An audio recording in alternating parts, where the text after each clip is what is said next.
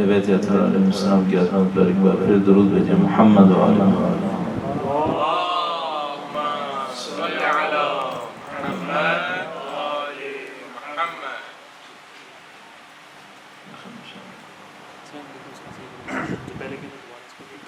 ایک بار پھر درود بھیجے گا محمد و آل محمد۔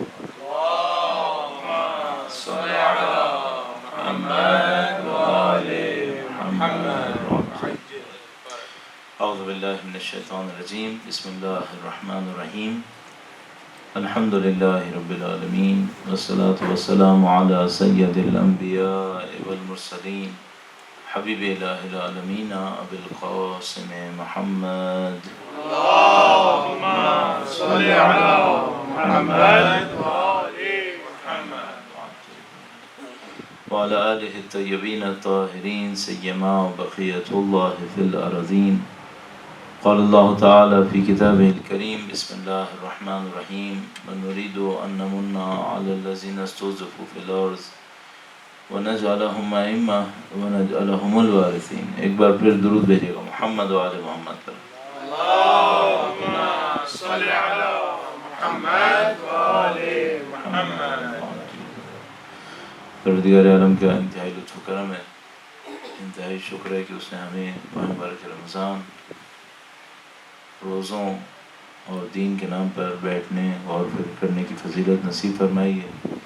خدا کی دی ہوئی اس نعمت کا شکر بجا لانے کے لیے، جس کے نتیجے میں انشاءاللہ پروردگار عالم اس نعمت میں اضافہ فرمائے، اور اس دعا کے ساتھ کہ انشاءاللہ وقت کے امام کی نظر لطف ہمارے اور آپ کے اوپر پڑے، جس کے نتیجے میں ہم ان کی خدمت کے لیے تیار ہو سکیں۔ درود بھیجیں محمد و آل محمد پر۔ اللہم صل علی محمد و آل محمد۔ ماہ مبارک رمضان کو کئی تعبیرات سے یاد کیا جاتا ہے، اور ان تعبیرات میں سے ایک تعبیر قرآن کریم کی بہار لقب دیا جاتا ہے۔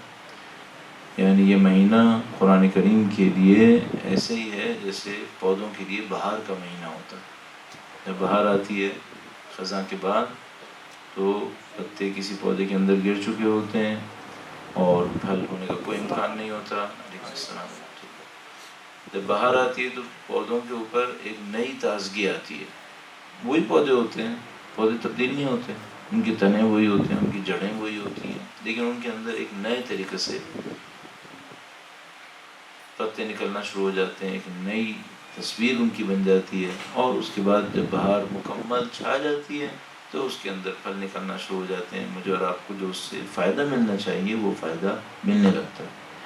تو بہار ایک نئی زندگی کا نام ہوتا ہے۔ کیوں دین کے اندر ماہ مبارک رمضان کو قرآن کریم کی بہار کہا جاتا ہے؟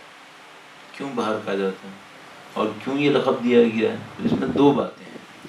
ایک بات تو یہ ہے کہ جب بہار کا مہینہ آتا ہے تو پودے تو نئے ہو جاتے ہیں۔ کیا سب کو پودوں کے نئے ہونے سے احساس بھی ہو جاتا ہے؟ بہت سارے لوگ پودوں کے برابر سے گزرتے رہتے ہیں، انہیں پتہ بھی نہیں چلتا۔ مثلا آج کل کی جو زندگی ہے، جس کے اندر میں اور آپ اتنے مشغول ہوتے ہیں، اتنے مصروف ہوتے ہیں کہ بعض اوقات ہمیں ایک دوسرے کے چہرے کو دیکھنے کا موقع نہیں ملتا۔ خاندان میں میاں بیوی بیوی بچے ایک دوسرے کے ساتھ سالوں وقت گزار جاتے ہیں، بعض اوقات پتہ بھی نہیں چلتا بچے بڑے ہو گئے ہیں۔ تو کیا ہمیں اتنا وقت ملتا ہے کہ ہمیں پتہ چلے کہ پودوں کے اوپر نیا وقت آ چکا ہے، بہار آ چکی ہے؟ بعض اوقات پتہ بھی نہیں چلتا، پورا سال گزر جاتا ہے۔ اس کا مطلب کیا ہے؟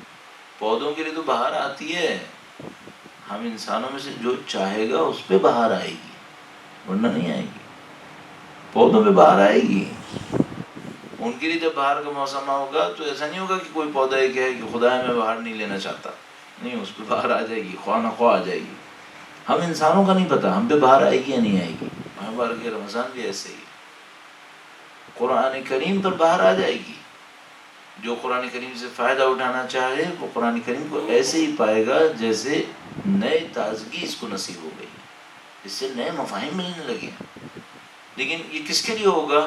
جو یہ کرے گا، جو یہ چاہے گا، اس کے لیے ایسا ہوگا۔ ورنہ کیا ہوگا؟ ورنہ ایسی ہوگا جیسے آپ یہاں میونخ میں زندگی گزار رہے ہو، باہر آئی ہو، آپ جس راستے پہ ہمیشہ سے گاڑی لے کے گزرتے تھے اسی راستے پہ گزر گئے، ایک مہینے پہلے بہار نہیں تھی تب بھی آپ گزر رہے تھے، ایک مہینے بعد بہار آ گئی تب بھی آپ گزر رہے ہیں، ایک مہینے بعد بہار چلی جائے گی تب بھی آپ یہیں سے گزرتے رہیں گے۔ ہمیں ایسا نہیں ہونا ہے، ہمیں اس سے فائدہ اٹھانا ہے۔ ماہ مبارک رمضان کی بہار ہے، ہمیں اس سے فائدہ اٹھانا ہے۔ پہلا مطلب یہی مطلب ہے کہ یہ الٹیمیٹلی نہیں ہوگا اگر ہم نہیں چاہیں گے، چاہیں گے تو ہو جائے گا۔ تو پہلا کام تو یہ کریں کہ میں اور آپ ماہ مبارک رمضان کے اندر قرآن کریم کی اس بہار سے فائدہ اٹھانے والوں میں قرار پا جائیں۔ اچھا، فائدہ اٹھانے والوں میں قرار پانے کے لیے کیا کرنا چاہیے؟ تو بہت سادہ سی چیزیں۔ آپ اور میں اپنے بچپنے میں اپنے بزرگوں سے کچھ اچھی عادتیں سنتے تھے۔ بدقسمتی سے ایسا ہو گیا ہے کہ کچھ ہمارے بڑوں کی اچھی عادتیں جو بہت اچھی تھیں وہ ہم تک نہیں پہنچ پائیں گے۔ وہ اس نسل تک آتے آتے، اور اگلی نسلوں کا مجھے نہیں پتا کیا ہونے والا ہے، اس نسل تک آتے آتے بہت ساری ان کی اچھی عادتیں بھی ختم ہونے لگی ہیں۔ مثلا میں جب بھی یہاں تک پہنچتا ہوں تو عرض کرتا ہوں، ہمارے بڑوں کے اندر بہت اچھی عادتوں میں سے ایک عادت یہ تھی کہ وہ پانی پیتے وقت امام حسین کو یاد کرتے تھے۔ یہ اچھی عادت ہے، یہ ہمارے اندر باقی رہنی چاہیے۔ ایسا نہ ہو کہ ہم زیادہ تعلیم یافتہ ہونے کے نام پر، ماڈرنائزیشن کے نام پر ان اچھی عادتوں کو بھی بلا بیٹھیں جو ان کی بہت اچھی عادتیں تھیں۔ مثال کے طور پر مجھے ان کی اچھی عادتوں میں سے ایک اچھی عادت یہ لگتی ہے کہ کوئی سارے سال قرآن پڑھتا تھا یا نہیں پڑھتا تھا، ماہ مبارک رمضان میں ہر روز 1 سے 12 پڑھتے تھے۔ اچھا، یہ جبراً پڑھتے تھے۔ اس میں غلط پہلو شاید یہ نکل سکتا ہے کہ ان کو سمجھ میں نہیں آتا تھا کہ کیا پڑھ رہے ہیں، ہم اس کو اچھا کر لیں، لیکن کریں ضرور۔ تو مجھے اور آپ کو اپنی زندگی کے اندر ایسا رکھنا چاہیے، چونکہ ماہ مبارک رمضان میں چلیے نہیں 1 سے 12 پڑھ رہے، کم سے کم اتنا تو پڑھیں کہ نارمل دنوں میں جتنا قرآن کریم پڑھ رہے تھے اس سے کئی گنا زیادہ ہونا چاہیے۔ یہ بالکل ایسے ہی جیسے اگر آپ نے کبھی اپنے گھر میں لون وغیرہ تیار کیا ہو تو جب باہر آنے لگتی تو اس سے 1 آدھ مہینے پہلے جو مالی حضرات ہوتے ہیں وہ آپ سے کہنا شروع کر دیتے ہیں کہ بھائی اس پہ کھاد ڈلنے کا وقت آ گیا ہے، کیونکہ اگر آپ نے کھاد نہیں ڈالی نا تو یہ باہر آئے گی، چلی جائے گی، آپ کے پودوں میں کوئی اچھا اثر نہیں پڑے گا، تو آپ کھاد ڈال لیں اس کے اوپر۔ تو ابھی ماہ مبارک رمضان ہے، جو قرآن کریم کی بہار ہے، آپ اس میں کھاد ڈال لیجیے۔ کھاد کیسے ڈالیں گے؟ تھوڑا سا زیادہ پڑھ لیں، قرآن کریم پہ زیادہ توجہ دیں، تھوڑا سا مقدار کو بڑھا لیجیے۔ آپ عام دنوں میں جتنا پڑھ رہے تھے اس سے زیادہ ہو جانا چاہیے۔ تو مثال کے طور پر جو رسم چل رہی تھی کہ ہر روز 1 سے 12 پڑھیں گے، وہ پڑھیں یا نہیں پڑھیں؟ پڑھ لیں تو بہت ہی اچھا ہے، وقت نکال لیں بہت ہی اچھا ہے۔ لیکن اگر کوئی یہ کہے کہ نہیں اس کے اندر غور و فکر نہیں تھا تو میں اس کو اس طرح سے مشورہ دوں گا، مثلا فرض کریں آپ نے سوچا میں روزانہ آدھا گھنٹہ قرآن کریم کے اوپر لگاؤں گا، 20 منٹ ایسا لگا لیں جس میں غور و فکر کے ساتھ کروں گا، 10 منٹ ایسا لگا لیں جس میں ٹھیک ہے تھوڑا تیز پڑھنا چاہ رہا ہوں تو تیز بھی پڑھ لوں گا، تاکہ وہ کوانٹٹی کا ٹارگیٹ بھی میں پورا کر لوں گا اور سوچنے سمجھنے کے لیے بھی وقت لگا دوں گا۔ ممکن ہے کوئی مجھ سے کہے کہ اگر میں بغیر سوچے سمجھے 10 منٹ پڑھوں گا اس کا کیا فائدہ ہوگا؟ تو میں اس سے کہوں گا نہیں، یہ کہ آپ قرآن کریم کے ہمراہ ہیں نا، اس کا بھی فائدہ ہوگا، اس کا بھی فائدہ ہوگا، قرآن کریم کے الفاظ کے اندر برکت ہے، اس کا بھی فائدہ ہوگا۔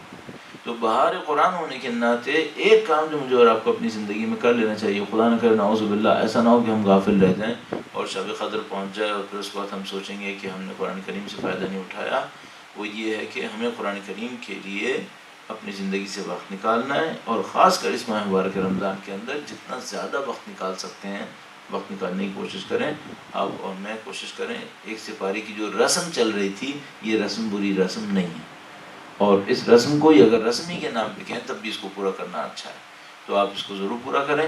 نہایت یہ کہ اس کے اندر غور و فکر کا اضافہ کر لیں جو شاید پچھلی نسل کے اندر کم انجام پا رہا تھا۔ درود بھیجے گا محمد و آل محمد۔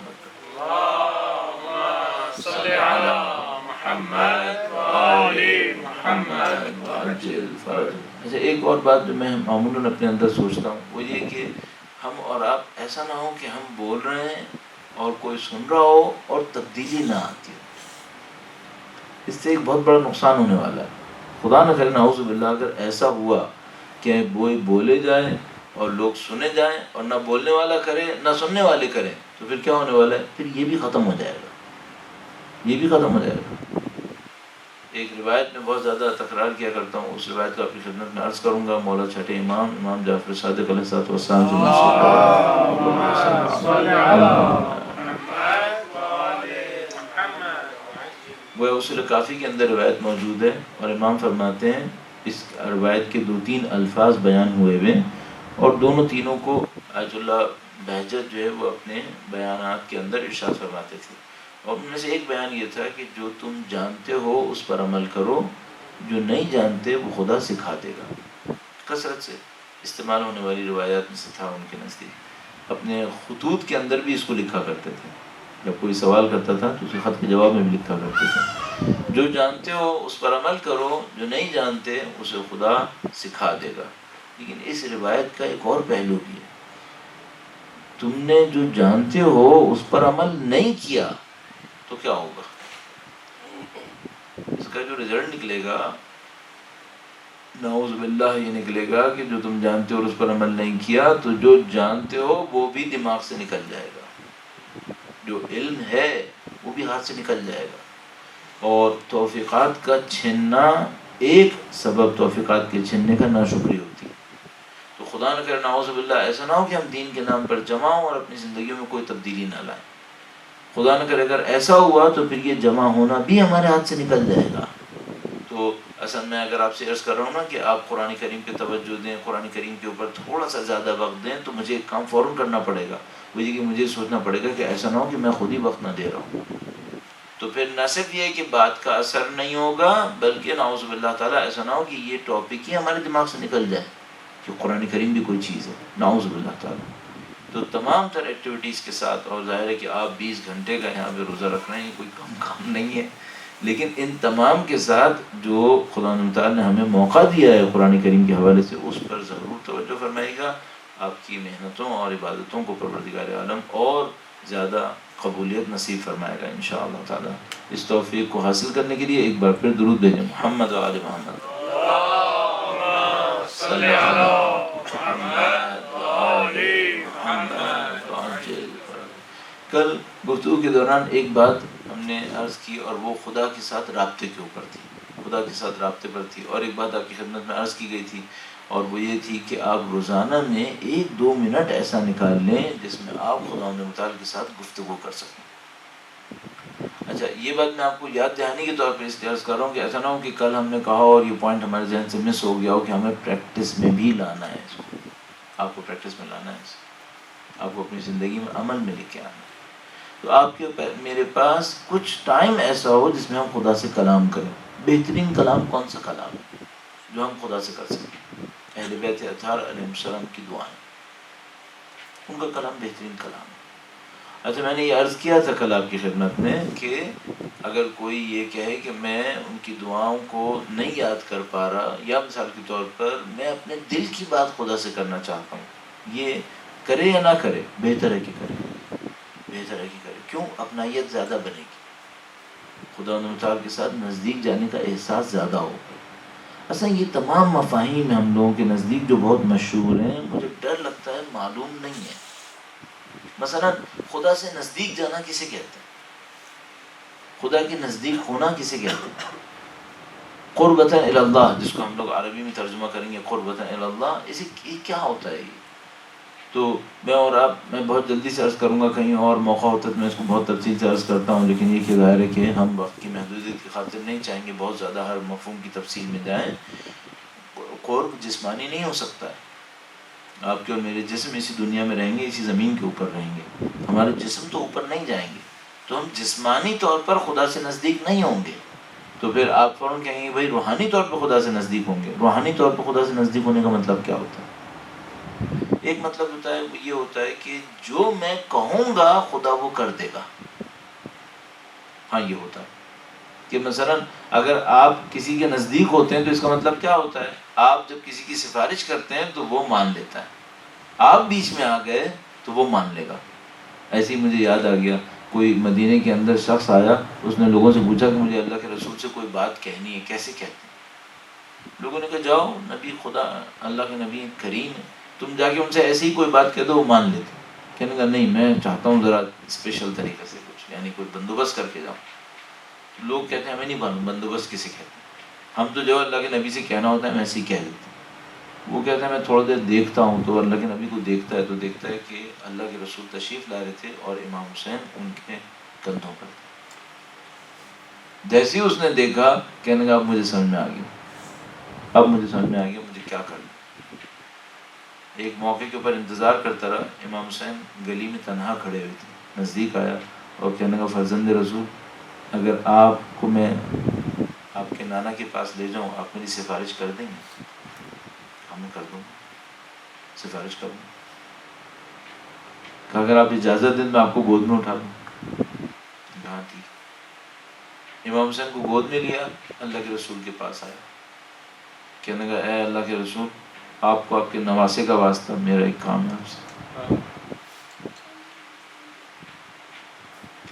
اچھا کیا میں نے مصائب پڑھے آپ کے سامنے؟ تو آپ کے دل میں غم کیوں آ رہا ہے؟ آپ کی آنکھوں میں آنسو کیوں آ رہے ہیں؟ یہ وہ محبت ہے جو خدا نے امام حسین کی میرے اور آپ کے دلوں میں ڈال دی۔ بھئی ہم نے مصائب تو نہیں پڑھے، مصائب بھی نہیں پڑھے اور فضائل بھی نہیں پڑھے، لیکن یہی واقعہ میرے اور آپ کے لیے مصائب بھی بن رہا ہے، یہی واقعہ میرے اور آپ کے لیے فضائل بھی بن رہا ہے۔ اللہ نے ان کی محبتوں کو ہمارے دلوں میں ڈال دیا ہے۔ قریب ہونے کا مطلب یہ ہوتا ہے، اس مثال کے اندر اللہ کے رسول سے سید الشہداء قریب ہیں۔ نشانی کیا ہے؟ جب وہ آدمی سید الشہداء کو لے کر گیا تو اللہ کے رسول نے کہا میرے تمہاری بات قبول، تمہارا واسطہ قبول، معاملہ ختم ہو گیا۔ اور اس مثال کے اندر ہمارے دل امام حسین سے قریب ہے۔ کیوں قریب ہے؟ جیسے ہی ان کی محبت کا کوئی واقعہ ہم نے سنا، ہمارے دلوں میں ایک محبت کا اثر آنسوؤں کی صورت میں آیا۔ یہ غم کے آنسو نہیں تھے، یہ محبت کے آنسو تھے۔ یہ قریب ہونے کی نشانی ہے۔ ہمیں خدا سے قریب ہونا ہے، اللہ سے نزدیک ہونا ہے۔ اس قرب کو کیسے لے کر آئیں؟ اس قرب کو کیسے لے کر آئیں؟ 2-3 باتیں آپ کی خدمت میں عرض کروں گا، اس سے کوشش کروں گا کہ اللہ مجھے توفیق دے کہ میں اس مفہوم کو آپ کی خدمت میں عرض کروں کہ ہمیں خدا سے قریب کیسے آنا ہے۔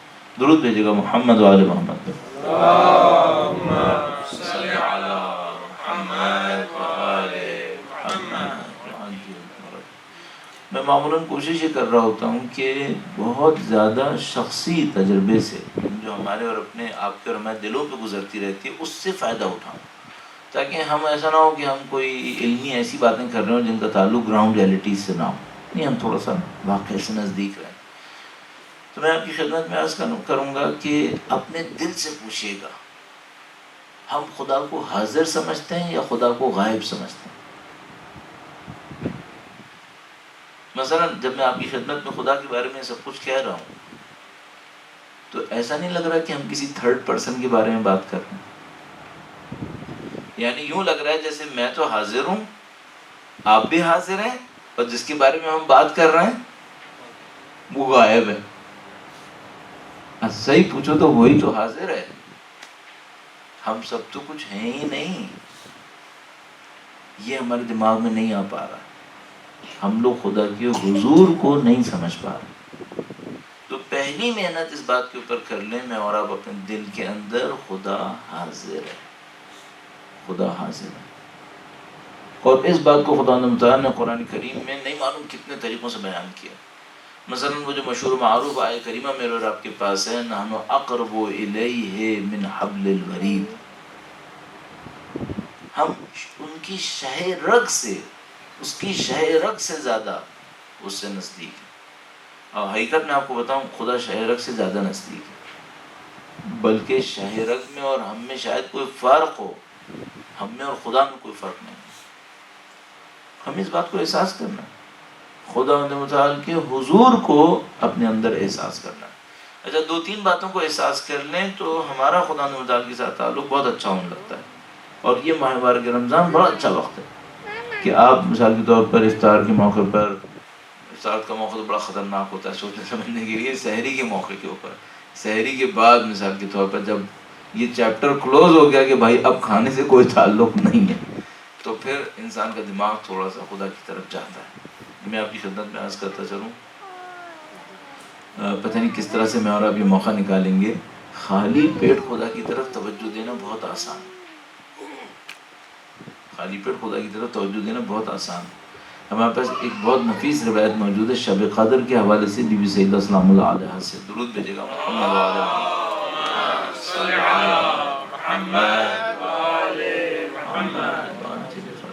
مفاتیح الجنان کے اندر میرے خیال میں ذکر موجود ہے کہ بی بی گھر کے بچوں کو شب قدر کے موقع کے اوپر کھانا خفیف دیتی تھی تاکہ بچے جاگ سکیں اور شب قدر کی برکتوں سے فائدہ اٹھا سکیں. تو اب شب قدر کے اب اسی ماہ مبارک رمضان کے اندر افطار کے بعد یا مثال کے طور پر سحری کے بعد تھوڑا سا خالی وقت نکال کر, یعنی جس میں کچھ لوگ آپ کو ڈسٹرب نہ کر سکیں, آپ اپنی جگہ پہ خالی بیٹھے ہوں, فارغ بیٹھے ہوں, تنہا بیٹھے ہوں, تھوڑا سا سوچیے گا خدا کی نعمتیں میرے اوپر کتنی ہیں, اس کی رحمتیں میرے اوپر کتنی ہیں.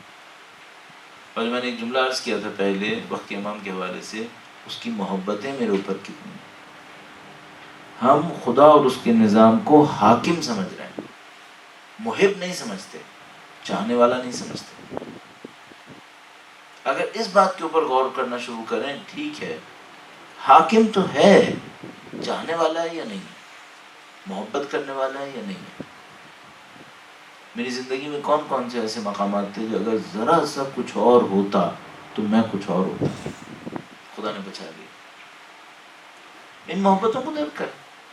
اچھا جیسے جیسے آپ خدا کے حضور کو درک کریں گے کہ خدا حاضر ہے, خدا موجود ہے, جیسے جیسے خدا کی محبتوں کو درک کریں گے کہ خدا محبت کرتا ہے, ایک اور درک کریں, جیسے جیسے آپ خدا کی قدرتوں کو درک کریں گے, قدرت کتنی اس کی. اور دعائے افتتاح کے اندر گویا بہت خوبصورت ایک جملہ موجود ہے, ظاہر پوری دعا بہت خوبصورت ہے, یہ جملہ بہت ہی خوبصورت ہے. تعریف خدا کی اس کے علم کے اوپر, اس کے علم اور قدرت کے ساتھ. علم رکھتا ہے کہ میں نے گناہ کیے, قدرت رکھتا ہے کہ مجھے سزا دے, پھر بھی صبر کرتا ہے, بندے کو موقع دیتا ہے, کوئی بات نہیں. اچھا بھائی ایک دفعہ یہ ہوتا ہے, مثلا میں کسی کمپنی کا مالک ہوں, فرض کر لیجئے میرے پاس ملازمین ہیں, وہ ملازمین غلطی کرتے ہیں اور میں جب چاہوں ان کو فائر کر سکتا ہوں, لیکن نہیں کرتا. کیوں؟ میں اس کو فائر کر دوں گا, بعد میں دوسرا لانا مصیبت پڑ جائے گی, کہاں سے لاؤں گا؟ پھر جب میں اس کو فائر کروں گا دوسرا آئے گا, میرا کام ڈسٹرب ہوگا, مجھے لاس ہوگا. خدا کو یہ سب نہیں ہونا ہے. تو چاہتا تو کیا کر سکتا تھا, میرے پہلے گناہ پہ مجھے اٹھا کے پھینک دیتا, اور اس کے اٹھا کے پھینکنے کے لیے ایک کافی تھا. وہ کیا کہتا؟ اب اس کو مسجد نہیں آنے دوں گا, اب اس کو نماز کے لیے کھڑا نہیں ہونے دوں گا, نعوذ باللہ, اب اس کو کبھی دعا مانگنے کی توفیق نہیں دوں گا. اتنا ہی کافی تھا, وہ سب کر سکتا تھا. اس کے باوجود اس نے کیا کیا؟ اس نے یہ کیا کہ جب میں نے نعوذ باللہ تعالی گناہ کیا اور وہ اس کے علم میں تھا اور اس کی قدرت میں تھا, تو اس نے فرشتوں سے کیا کہا, اے فرشتوں 3 پہر تک گناہ مت لکھو, شاید توبہ کر لیں, وقت گزرنے دو, شاید توبہ کر لے. اچھا خدایا اگر تو لکھ لیتا اور توبہ میں کر لیتا تو میرے گناہ کو بخش دیتا؟ کہتا ہم بخش دیتا, مٹا دیتا, ہمیں مٹا دیتا. تو پھر تو نے پہلے مرحلے میں لکھنے کیوں نہیں دیا؟ کہتا ہے میں اپنے بندے کا ریکارڈ بھی خراب نہیں کرنا چاہتا, ریکارڈ بھی نہیں خراب کرنا چاہتا, تو میں کیوں لکھواؤں اور مٹواؤں. میں پہلے فرشتوں سے کہوں گا لکھو نہیں, شاید توبہ کر لیں, شاید شرمندہ ہو جائے. اچھا اگر خدا میں شرمندہ ہو گیا تو میرے ریکارڈ کو صاف کر دے گا؟ کہتے ہیں ہاں میں صاف کر دوں گا. نہیں, خدا 2 فرشتوں کو تو پتہ چل گیا نا کہ میں نے گناہ کیا تھا. کہتے ہیں مطمئن رہو, ان کے دماغ سے بھی نکال دوں گا, ان کو بھی یاد نہیں رہے گا کہ تو نے گناہ کیا تھا. اے خدایا تو اتنا لطف کرنے والا ہے, اتنا رحیم ہے, اتنا چاہنے والا ہے. اور اس چاہت کے پیچھے ایک بہت عجیب بات ہے, بہت عجیب بات ہے, میری عزت کا کتنا دفاع کرنے والا ہے, میری عزت کا کتنا دفاع کرنے والا ہے. تو وہ یہ کہتا ہے کہ تم مطمئن رہو, میں فرشتوں کے سامنے سے بھی مٹا دوں گا, ان کی آنکھوں کے سامنے بھی نہیں رکھوں گا کہ کل قیامت کے دن تمہیں میرے 2 فرشتوں کے سامنے ندامت اٹھانی پڑ جائے. نہیں، میں نہیں کروں گا. ان کے سامنے سے بھی مٹا دوں گا. تو عزیزان محترم، یہ محبت نہیں ہے خدا کی، یہ خدا کی عنایت نہیں ہے. ایسو ہماری اور آپ کی اولاد اگر ہمارے ساتھ کوئی غلط کام کرتی ہے نا، لاکھ ہم کہیں میں نے بھلا دیا، لیکن ایک دراڑ جو ہے نا وہ رہ جاتی ہے کہ ایک دفعہ اس نے مجھ سے یہ کہا تھا. تمام تر قدرتوں کے ساتھ وہ خدا وہ دراڑ نہیں رکھتا، وہ نشان نہیں رکھتا. کہتا میں صاف کر دوں گا. اور اس میں اتنے واقعات ہیں. میں ایک آدھ واقعہ آپ کی خدمت میں عرض کروں. اچھا، ان واقعے کے ذریعے میں کیا کرنا چاہ رہا ہوں اور میں اس موقع کے اوپر کیا حاصل ہونا چاہیے؟ میں چاہ رہا ہوں میں اور آپ اللہ کی محبتوں کو درک کریں، اور جب آپ اور میں تنہائی میں بیٹھیں تو اس محبت خدا کو یاد کریں کہ اے خدا، تو میرا اتنا چاہنے والا ہے، بدقسمتی ہوگی کہ میں تجھے سنبھال کے نہ رکھوں. آپ تصور کیجئے اگر آپ کو دنیا میں کوئی مخلص بندہ مل جائے. مجھے کافی وقت گزارنے کا موقع مل گیا اور کافی ملکوں کو دیکھنے کا، دوستوں سے ملنے کا موقع ملا، تو مجھے ایک قانون پتہ ہے، اور وہ قانون مجھے سمجھ میں آیا کہ اگر مجھے کہیں کوئی مخلص بندہ نظر آئے تو مجھے یہ چاہیے کہ دونوں ہاتھوں سے اسے پکڑ لوں. کیوں؟ اس دنیا میں مخلص نہیں ملتے، اس دنیا میں مخلص نہیں ملتے، مغرض ملتے، کسی غرض سے ملنے والے ملتے، مخلص نہیں ملتے. 4 خرابیاں ہونا قبول کر لیں، کوئی بات نہیں، کندھے سے پکڑ لیں، جانے نہ دو. کیوں؟ کب دوبارہ مخلص ملے گا؟ اور غریب انسان وہ ہے، محروم انسان وہ ہے جس کو کوئی مخلص ملے اور وہ کھو دے. محروم وہ ہے. دولت کھونے والا محروم نہیں ہے، دولت پھر مل جاتی ہے، ہونے سے بھی بہت کچھ نہیں ہونا تھا. مخلص دوست نہیں ملتے، مخلص دوستوں کی قدر کریں. اچھا، اب سب سے زیادہ مخلص کون ہے؟ کون خدا سے زیادہ مخلص ہو سکتا ہے؟ اگر ہمارا کوئی مخلص دوست ہم سے ناراض ہو جائے نا، تو ہماری کوشش یہ ہوتی ہے کہ کسی طرح سے ہو سکے اس کو منا لیں. خدا نہ کرے نعوذ باللہ تعالیٰ اگر ناراض ہو گیا، بہت ناراضگی ہو گئی، واپس نہیں آیا، محرومیت آئی. میں اپنے اور آپ کے راز کہیں نہیں بولنا چاہوں گا، لیکن آپ نے کبھی انسانوں سے بھی کہیں محبت کی ہوگی نا. کوئی انسان آپ کو پسند آیا ہوگا. اس اعتراف میں کیا مشکل ہے بھائی کہ کوئی اولاد میں کوئی مسئلہ انسانی زندگی میں ہوتا ہے جو اس کو پسند آتا ہے. اچھا، اگر وہ ناراض ہو جائے پھر بے چینی آتی ہے یا نہیں آتی؟ انسان بے چین ہو جاتا ہے. آپ تصور کریں، خدا نہ کرے نعوذ باللہ تعالیٰ آپ کی اپنی اولاد میں سے، آپ کی بھائیوں میں سے کوئی ایسا جو آپ کا بہت چاہنے والا ہو، اور بیٹھ کے کہنا اچھا نہیں ہے، لیکن بہرحال آپ کے اپنے ازواج میں سے میاں بیوی کے تعلقات اچھے ہوتے ہیں، ان میں سے اگر ناراضگی ہو جائے، بے چینی آتی ہے نہیں آتی؟ بے چینی آتی ہے کہ بھائی ٹھیک ہے، ایک وقت گزارا ہم نے، ساتھ ہیں ہم نے، اب ناراضگی ہے. میں صرف ایک بات کہنا چاہوں گا، خدا کو ناراضگی کر کے بے چینی نہیں آتی. اگر خدا کو ناراض کیا ہے، بے چینی نہیں آنی چاہیے. اور میں نے کیوں خدا کو ناراض کیا؟ اتنے چاہنے والے خدا کو کیا ضرورت تھی میرے لیے؟ اور جس کو میں ناراض کر چکا ہوں، اس کی ناراضگی کے بعد پوری دنیا کی اچھائیاں مجھے اچھائی دے سکتی ہیں کیا؟ قرآن کریم بھرا ہوا ہے اس موضوع کو پہنچانے کے لیے کہ اگر خدا نہیں چاہے نا، تم کچھ نہیں کر پاؤ. ایک مکھی تم سے چھین کے لے جائے نا، تم واپس نہیں لا سکتے. قرآن کریم ارشاد فرماتا ہے مکھی تم سے چھین کے لے جائے، تم واپس نہیں لا سکتے اگر خدا نہیں چاہے. محبتیں تو دور کی بات ہے، کیوں خدا کو ناراض کروں؟ میں اس ماہ مبارک رمضان کو کس عنوان سے یاد کروں؟ اس ماہ مبارک رمضان کو یاد کروں کہ یہ بہار قرآن ہے، قرآن کریم کی بہار کا مہینہ ہے، اور میرے اور خدا کے تعلق کے لیے بہار کا مہینہ ہے. میرے اور خدا کے تعلق کے لیے بہار کا مہینہ ہے. تو میں کیا کروں؟ میں اس مہینے کو استغفار کا مہینہ قرار دوں، جیسے کہ ہمارے پاس موجود ہے روایات کے اندر. استغفار کا مہینہ قرار دوں، پھر خدا کی رحمتوں کا مہینہ قرار دوں. اس کو استغفار کا مہینہ کیسے قرار دوں؟ اس کے لیے میں ایک تجربہ آپ کی خدمت میں عرض کرنے کی کوشش کروں گا. اللہ مجھے اور آپ کو عمل کرنے کی سعادت نصیب فرمائے گا انشاءاللہ. درود بھیجے گا محمد و آل محمد پر. صل على محمد وآل محمد. ایک بار پھر درود بھیجیے گا محمد و آل محمد. اللهم صل على محمد وآل محمد. اللهم صل على محمد وآل محمد.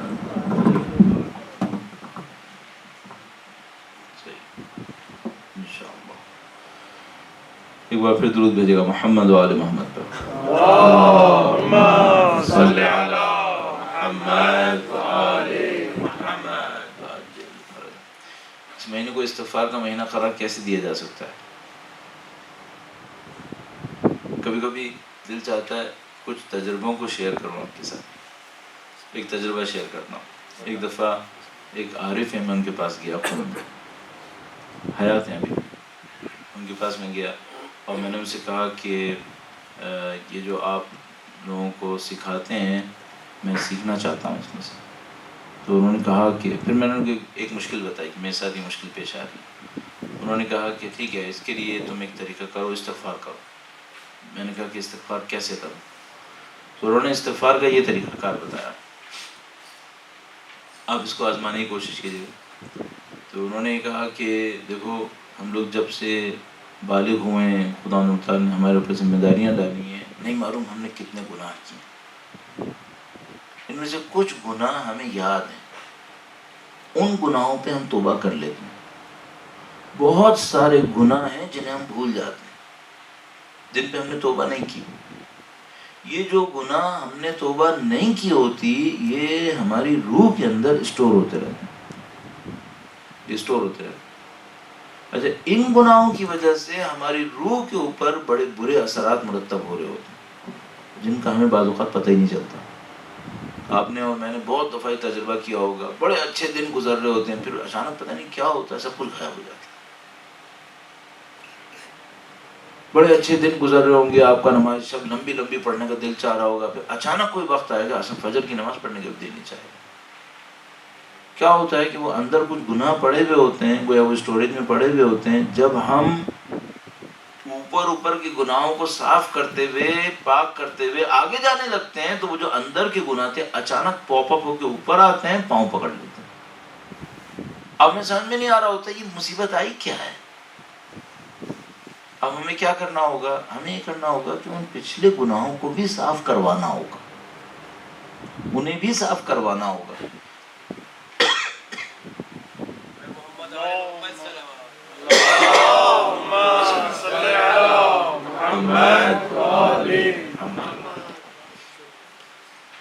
وہ گناہ کیسے صاف ہو سکتے ہیں؟ ممکن ہے کوئی یہ کہے کہ اگر میں کہتا ہوں استغفر اللہ ربی من کل ذنب واتوب الیہ، میں اللہ کے حضور تمام گناہوں سے استغفار کرتا ہوں، تو وہ خدا اگر ایک اس جملے کو قبول کر لے تو معاملہ ختم ہو گیا. ہاں بالکل صحیح ہے، ایک جملے کو بھی قبول کر لے تو معاملہ ختم ہے. لیکن وہ دل کہاں سے لاؤں جس نے یہ جملہ کہنا ہے؟ وہ میں کہاں سے لاؤں؟ اور میں خود نہج البلاغہ کے اندر دیکھ چکا ہوں کہ مولا فرماتے ہیں اگر تم نے استغفار کرنا ہے تو پہلے یہ سب کچھ کرنا پڑے گا. حل کیا نکالیں؟ حل یہ نکالیں. انہوں نے کہا کہ بھائی دیکھو، تم ایسے سوچو کہ میں نے اپنی زندگی میں 10 سال کی عمر سے لے کے مثلا 15 سال کی عمر تک کون کون سے گناہ کیے ہوں گے. اب ظاہر ہے کہ وہ تو بلوغ کا زمانہ بھی نہیں ہے لڑکوں کے اندر، تو وہ کہے گا کہ بھئی اس زمانے میں تو گناہ جو ہوئے ہوں گے وہ تو گناہ کاؤنٹ بھی نہیں ہوئے ہوں گے. نہیں کاؤنٹ ہوئے ہوں گے، لیکن سوچنے میں کیا حرج ہے، استغفار کرنے میں کیا حرج ہے، استغفار کر دیا جائے. تو میں سوچوں میں نے 10 سال کی عمر میں کیا گناہ کیے ہوں گے، 11 سال، اب ظاہر کچھ بھی نہیں کیے ہوں گے، سوچتے چلے جائیں. فائدہ کیا ہوگا؟ 15 سال تک پہنچتے پہنچتے اچھی طرح یاد آنا شروع ہو جائے گا کہ میں نے کیا گناہ کیے ہوں گے. پھر کیا کرے؟ جتنے بھی گناہ یاد آ رہے ہیں ان پہ استغفار کریں. کم سے کم ایک دفعہ تو استغفار کیا. مجھے نہیں پتا میرے جیسے کو ایک گناہ بخشوانے کے لیے کتنی دفعہ استغفار کہنا ہے. کم سے کم ایک دفعہ تو کہہ دوں. کل خدا کے سامنے قیامت کے دن یہ کہہ سکوں خدا ہے مجھے جتنے گناہ یاد تھے میں نے کریت کی کوشش کی تھی، ان پہ میں نے استغفار کیا تھا. تو تو انہوں نے کہا کہ تم ایسا کرو 15 سال کی عمر میں جو گناہ کیے تھے انہیں یاد کرو، پھر جتنا تمہارے لیے ممکن ہے یاد کرتے چلے جاؤ، استغفار کرتے چلے جاؤ، استغفار کرتے چلے جاؤ۔ مثلا ایک آپ نے چھٹی کا دن کو رکھا اور آپ نے کہا کہ بھائی میں اس ایک دن میں مثلا 1 گھنٹہ لگاؤں گا، 2 گھنٹہ لگاؤں گا، 5 سال کی گناہ یاد کروں گا، استغفار کروں گا۔ اس طرح ادھر سے استغفار کرتا ہوا چلا آئے اپنی اس عمر تک۔ آپ جو جوان ہیں ان کے لیے کام آسان ہے، جن کی زندگی کم گزری ہے تو چلو جلدی جلدی استغفار کریں گے، گناہ بھی کم ہوں گے، تھوڑے سے ہوں گے، استغفار کیے معاملہ ختم ہو گیا۔ جن کی زندگی لمبی گزری ہے ان کے لیے کام مشکل ہو گیا۔ اچھا ایک اور کام، ایک تو یہ ہو گیا، بعض اوقات کیا ہوتا ہے نا، آپ کوئی نیٹ بنا رہے ہوتے ہیں تو آپ نے نیٹ میں ایک ہارزنٹل لائن لگائی، اس کے بعد ایک ورٹیکل لائن بھی لگانی پڑتی ہے تاکہ اس نیٹ کو آپ مضبوط کر لیں۔ تو ایک تو آپ نے ایک ہارزنٹل لائن لگا دی، اب ایک ورٹیکل لائن بھی لگائیں، وہ کیسے؟ کہنے کہ ایک ایک عضو کو سوچو میں نے اس سے اللہ کے سامنے کتنی معصیت کی، آج تک میں نے اپنی زندگی میں اپنی آنکھوں سے کتنے گناہ کیے، یاد کرو، ہر گناہ پہ استغفار کرو۔ یہ بھی سوچ سکتا ہے کتنی قسم کے گناہ کیے ہوں گے، ان پہ استغفار کر لیتا ہوں۔ تو مثلا ایک حصہ یہ ہے کہ زندگی میں جتنی عمر گزری ہے اس پوری عمر پہ استغفار کرتا چلا جائے۔ تو میں نے ان سے پوچھا کہ بھائی فرض کریں مجھے نہیں یاد آ رہا 15 سال کی عمر میں نے کتنے گناہ کیے تھے، تو انہوں نے کہا چلو ایسے کر لیتے ہیں کہ مثلا ہر سال کو یاد کرنے کی کوشش کروں گا، نہیں یاد آیا تو چلو 100 دفعہ استغفار کروں گا۔ اچھا 1 سال میں نے 100 گناہ کیے ہوں گے۔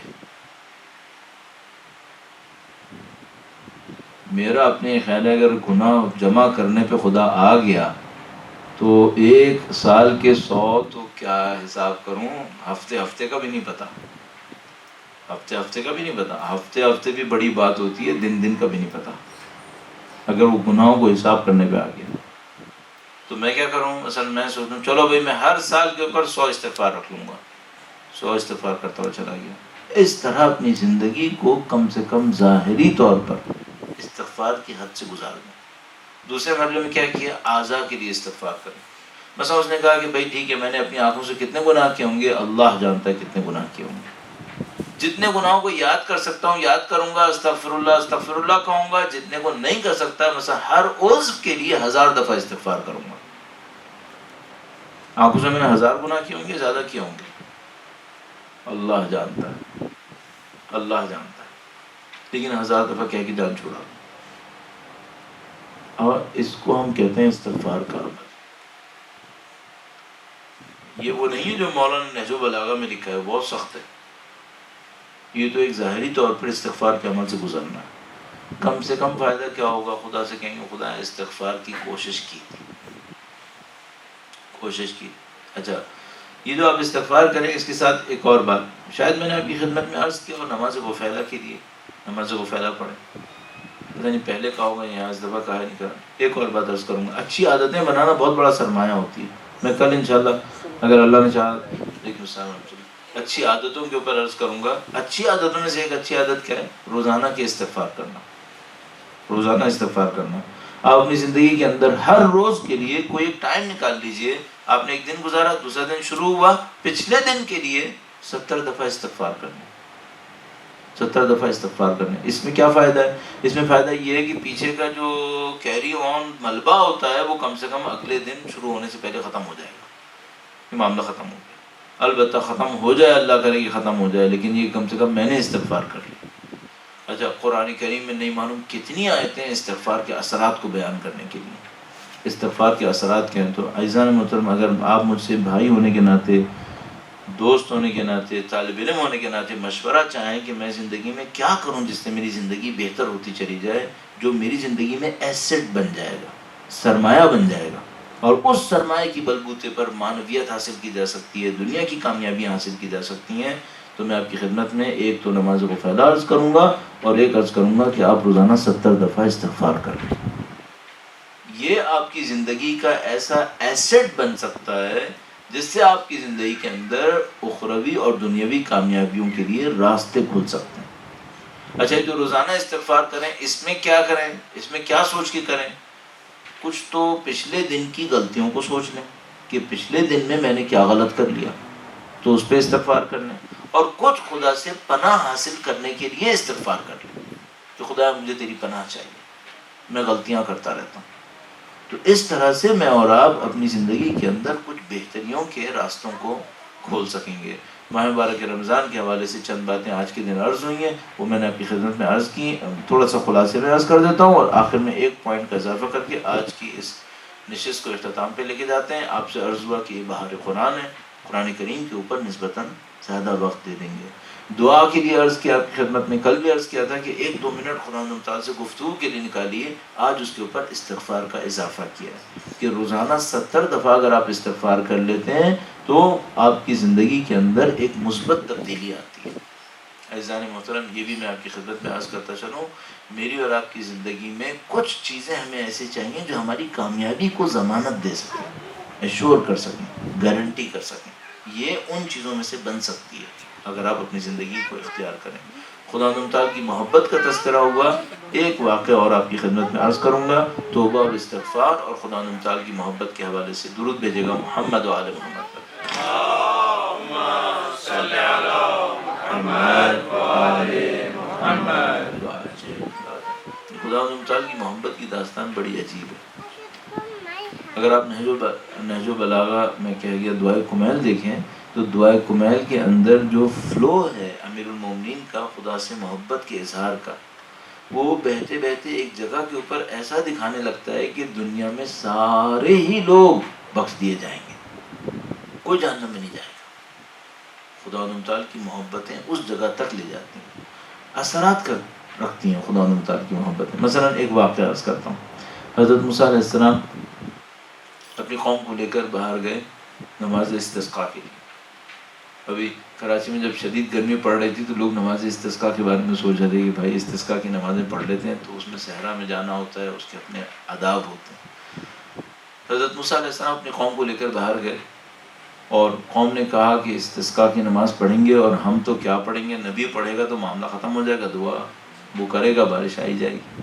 حضرت موسیٰ علیہ السلام کو لے گئے، انہوں نے نماز استسقاء پڑھی، دعا بھی کی، سارے کام کیے، بارش نہیں ہوئی۔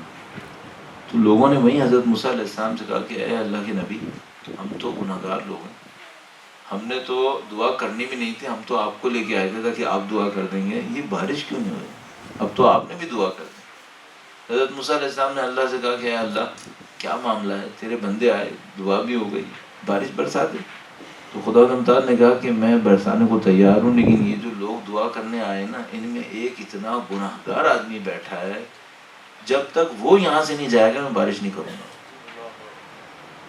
گویا مثلاً یہ نہیں کہا ہوگا خدا نے جیسے اس نے مجھے تنگ کر دیا، اب میں بھی اس کی وجہ سے بارش نہیں کروں گا، اس سے کہا اٹھ کے جائے۔ حضرت موسیٰ علیہ السلام لوگوں کے سامنے واپس آئے، لوگوں سے کہا کہ اے لوگوں، خدا تو بارش برسانے کو تیار ہے، ایک بدبخت ہے، باقی لوگوں سے خدا کو اتنی مشکل نہیں ہے، ایک آدمی گڑبڑ ہے، یہ چلا جائے بارش ہو جائے گی۔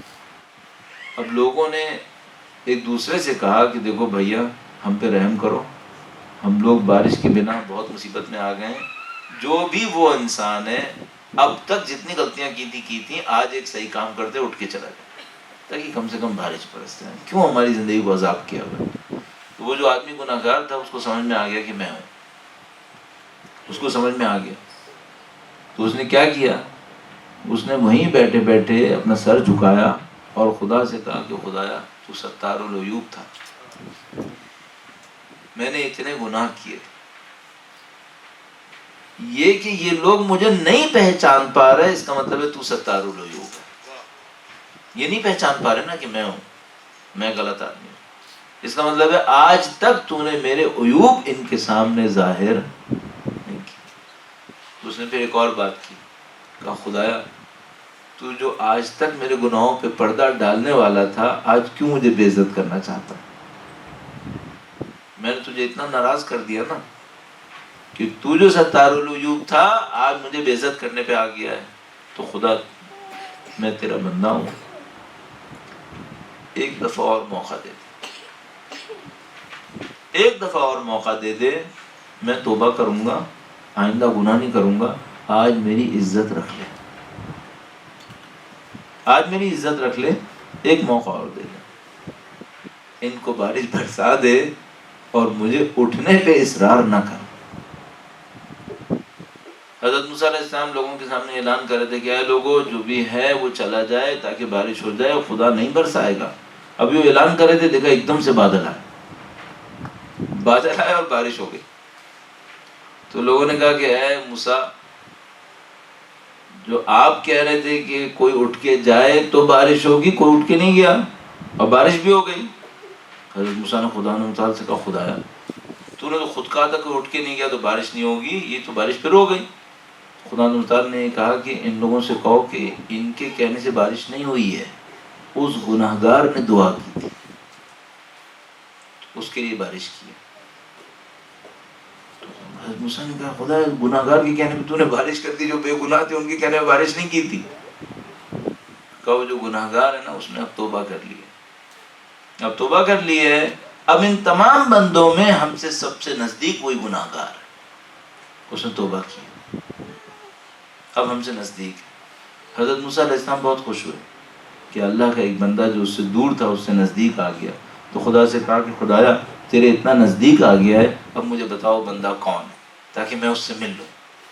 تو خدا نے کہا، موسیٰ جب وہ گناہ کر رہا تھا تو ہم نے اس کی عزت کا خیال کیا تھا، اب تو ہمارا اچھا بندہ بن گیا ہے، اب اس کی بے عزتی ہونے دیں گے کیا؟ نہیں بتائیں گے۔ عزیزو، خدا اتنا ہماری عزت کا پاس کر رہا ہے، اتنا خدا ہماری عزت کا پاس کر رہا ہے، ہماری عزت کا خیال رکھ رہا ہے۔